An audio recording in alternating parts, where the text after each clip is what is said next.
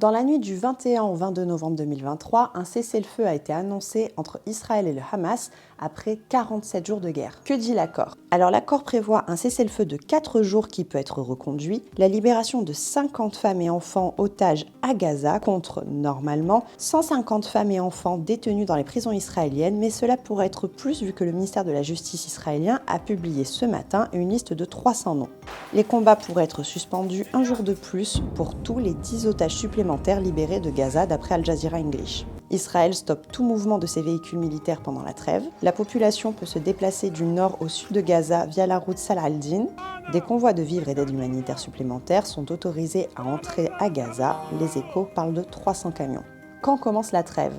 Lors de l'annonce de cet accord, il a été précisé que le début du cessez-le-feu serait annoncé dans les prochaines 24 heures. D'après Le Monde, les premiers otages ne devraient pas être libérés avant jeudi, la mise en œuvre de l'accord ne pouvant avoir lieu qu'après 24 heures pour laisser le temps aux citoyens israéliens qui le souhaiteraient de saisir la Cour suprême pour tenter d'empêcher la libération de certains détenus palestiniens selon les médias israéliens. Y a-t-il des militaires dans les otages libérés? Non. Déjà dans une interview donnée à Complément d'enquête à Doha en octobre dernier, Moussa Abou Marzouk, co-dirigeant du Hamas, a annoncé que les otages seraient libérés prochainement, sauf les soldats. Une information confirmée par le djihad islamique palestinien via un message sur Telegram relayé par Al Jazeera. Y a-t-il des Français parmi les otages libérés? Alors au moment où on tourne cette vidéo, on ne sait pas. 8 Français sont portés disparus depuis l'attaque du Hamas le 7 octobre. Parmi ces personnes portées disparues, on a la certitude qu'une est bien otage du Hamas, d'après la ministre des Affaires étrangères Catherine Colonna. On sait par exemple que 3 Américaines devraient être libérées parmi les otages du Hamas, dont une fillette de 3 ans. Qui sont les médiateurs? Alors l'accord a été annoncé par le Qatar, comme vous pouvez le voir avec ce communiqué. Et il précise que la médiation a aussi été faite avec l'Égypte et les États-Unis. Est-ce la fin de la guerre? Alors non, ce n'est pas la fin de la guerre. Le Premier ministre israélien Benjamin Netanyahou a d'ailleurs déclaré ceci.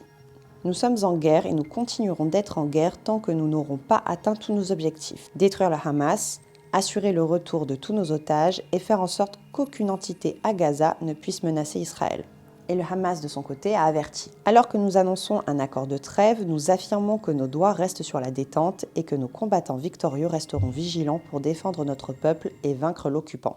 Mais pourquoi maintenant? On peut imaginer que la pression internationale a joué, que ce soit du côté des ONG, de l'ONU ou encore de certains gouvernements, mais aussi dans la rue où il y a eu quand même de nombreuses manifestations et d'appels au boycott face aux bombardements israéliens qui ont fait de nombreuses victimes civiles, dont des milliers d'enfants. D'ailleurs, le président Macron a déclaré ceci à la BBC. « Il est impossible d'expliquer que nous voulons lutter contre le terrorisme en tuant des innocents. » Un retour en arrière en partie expliqué par les réactions du Quai d'Orsay. Par ailleurs, en Israël et dans le monde, il y a aussi une grosse mobilisation pour la libération des otages israéliens. Un point assez sensible comme on a pu le voir lors de cet échange à la Knesset, soit le Parlement israélien, entre des politiques et des familles d'otages.